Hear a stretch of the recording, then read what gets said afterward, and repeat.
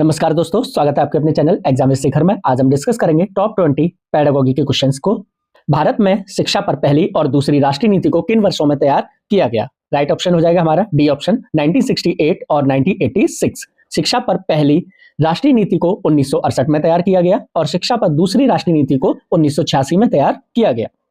निम्नलिखित में से कौन सा कथन पाठ्यक्रम के लिए मान्य नहीं है? यह स्कूलों में शिक्षा के उद्देश्यों को लागू करने के लिए डिजाइन की गई नियोजित गतिविधियों का एक समूह है। सही।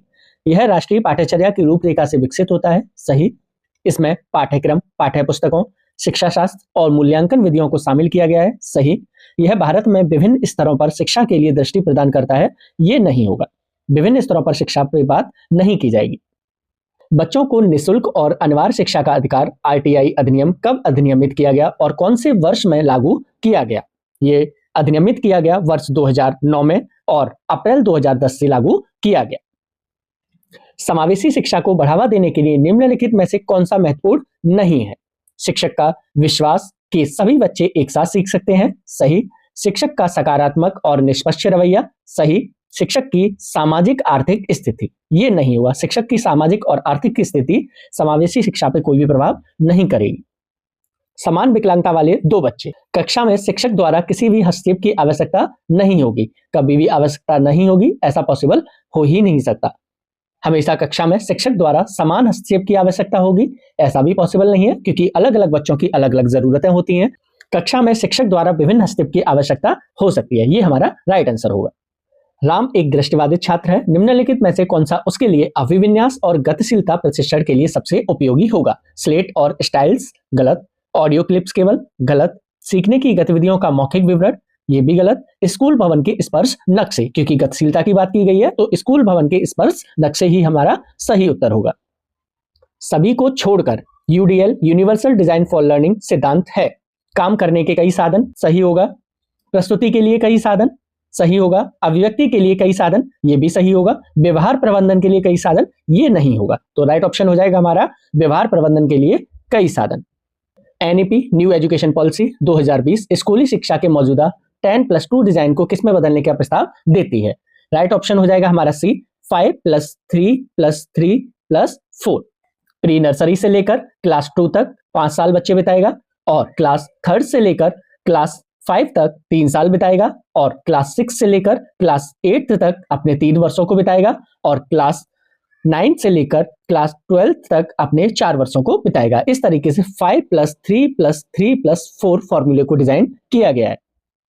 विकलांग व्यक्ति अधिनियम 2016 समावेशी शिक्षा को शिक्षा की एक प्रणाली के रूप में परिभाषित करता है, जिसमें विकलांगता और बिना विकलांगता वाले छात्र शामिल हैं।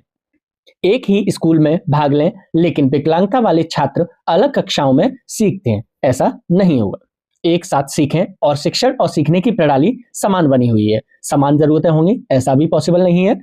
एक साथ सीखें और सीखने की प्रणाली उपयुक्त रूप से अनुकूलित है। ये राइट ऑप्शन होगा। सही ऑप्शन हो जाएगा हमारा ऑप्शन सी। इसमें से कौन एक प्रभावी सहायक की विशेषता नहीं है? निर्णय लेने में मदद करना, ये सही होगा। व्यवहार परिवर्तन को सुकर बनाना, ये भी सही होगा। भावनाओं को समझने को सुकर बनाना, सही होगा।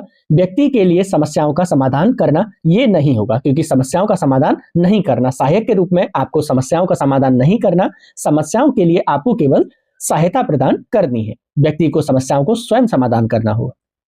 निम्नलिखित में से कौन सा संवेदनशील शिक्षक की विशेषताएं हैं? आलोचक और मूल्यांकन से आहत होना। गलत। स्वयं की आवश्यकताओं के प्रति सचेत रहना। गलत। हर समय स्वयं और दूसरों की निगरानी करने में सक्षम होना, ये भी नहीं। छात्रों की आवश्यकताओं और समस्याओं के अनुरूप होना, ये सही होगा। तो हमारा राइट आंसर हो जाएगा ऑप्शन डी। छात्रों के लिए शिक्षक को कक्षा के वातावरण में सकारात्मकता को बढ़ावा देने के लिए आवश्यकता है, ताकि छात्र अनुभव कर सकें। संरक्षित और अनिश्चित। गलत। अनिश्चित नहीं होगा। अलग और देखने योग्य, अलग नहीं हो सकता, तो ये भी गलत हो जाएगा। एकांत और सतर्क, एकांत नहीं होगा। सुरक्षित और स्वीकृत, ये सही हो जाएगा। तो हमारा सही उत्तर हो जाएगा ऑप्शन ए। किसी अन्य व्यक्ति के दृष्टिकोण से स्थितियों को देखने में सक्षम होने की योग्यता, दक्षता को निम्न रूप से जाना जाता है। द्वंद्व से निपटना। गलत। वास्तविकता परीक्षण। गलत। सहानुभूतिपूर्ण व्यवहार। गलत। दृष्टिकोण जानना, ये बिल्कुल सही होगा, क्योंकि दृष्टिकोण से स्थितियों की बात की गई थी। तो सही उत्तर हो जाएगा हमारा ऑप्शन ए। एक शिक्षक संवेदनशीलता के गुण को दर्शा सकता है। दूसरों की राय लेकर, गलत। विचारों को व्यक्त और दूसरों को समग्र करना, गलत। दूसरों के साथ काम करने की क्षमता होना, गलत। दूसरों की भावनाओं और विचारों से अवगत होकर, ये सही हो जाएगा। तो सही उत्तर होगा हमारा ऑप्शन ए। बच्चों के समूह के बीच द्वंद्व के मामले में आप एक शिक्षक के रूप में कौन सी युक्ति का उपयोग करेंगे? मामले को अपने आप हल करने के लिए छोड़ देंगे, गलत। स्कूल प्रधानाचार्य को मामले के बारे में सूचित करेंगे, ये भी हो सकता है। अपने अधिकार का उपयोग करें और मुद्दे का फैसला करेंगे, ये भी हो सकता है। बच्चों के बीच संवाद करने में सहज बनाएंगे, ये सबसे ज्यादा बेस्ट आंसर होगा। तो सही उत्तर हो जाएगा हमारा ऑप्शन डी। स्कूल कक्षाओं में स्वस्थ वातावरण को बढ़ावा देने के लिए शिक्षक के गुण और कौशल इस प्रकार है। संवेदनशीलता और आशंका, आशंका नहीं होगा। संवेदनशीलता और नियंत्रण, नियंत्रण नहीं होगा। सहानुभूति और देखभाल, सहानुभूति से केवल काम नहीं चलेगा। संवेदनशीलता और देखभाल, ये हमारा सही उत्तर हो जाएगा। तो सही उत्तर हो जाएगा हमारा ऑप्शन ए।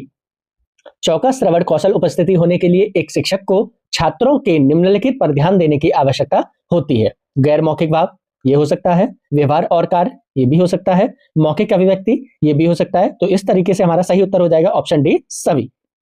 शिक्षक छात्रों को वास्तविक चिंता और रुचि का संप्रेषण कर सकते हैं, हमेशा उनका रास्ता देकर, गलत। उनके कार्यों पर सवाल उठाकर, सवाल नहीं उठाना है, गलत।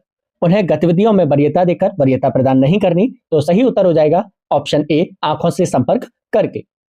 मुख्यतः घरेलू हिंसा कहाँ होती है? गरीब परिवार में होती है, कुलीन परिवार में होती है, ऊपर के दोनों। तो सही उत्तर हो जाएगा हमारा ऑप्शन सी, ऊपर के दोनों, गरीब परिवार और कुलीन परिवार दोनों ही। सभी भावनाएं दबा दी जानी चाहिए, गलत। अच्छे भाव छुपाने और बुरे भाव व्यक्त करने चाहिए, गलत। बुरे भाव छुपाने और अच्छे भाव व्यक्त करने चाहिए, गलत। ऑप्शन ए, व्यक्त की जानी चाहिए। तो सही उत्तर हो जाएगा हमारा option A. Thanks for watching. मिलते हैं नेक्स्ट वीडियो में किसी जानकारी के साथ।